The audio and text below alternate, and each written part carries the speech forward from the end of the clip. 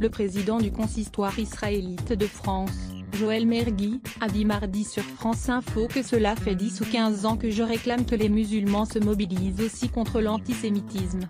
Le président du consistoire israélite de France, Joël Mergui, se félicite mardi 24 avril sur France Info de voir une trentaine d'imams prendre la parole contre l'antisémitisme dans une tribune, publiée dans Le Monde, article payant. Il estime que le manifeste luyant antisémitisme et radicalisation islamiste, signé dimanche par 300 personnalités publié dans Le Parisien, dit des vérités.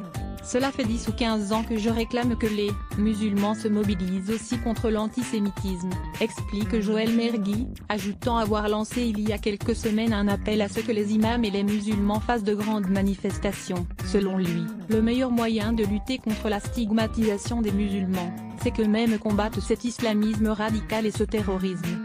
La dénonciation de ces actes par le monde musulman va montrer que tous les musulmans ne sont pas dans le même sac, estime le président du consistoire israélite de France. Les actes antisémites sont faits à 90% par des personnes issues du monde musulman.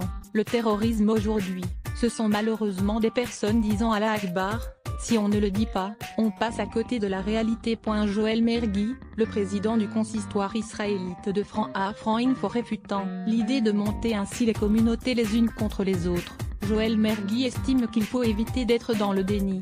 Selon lui, si l'on donne l'impression que l'islam n'est pas concerné par le nouvel antisémitisme, l'islamisme radical et le terrorisme, alors la parole des imams s'affaiblit. À lire aussi sujet.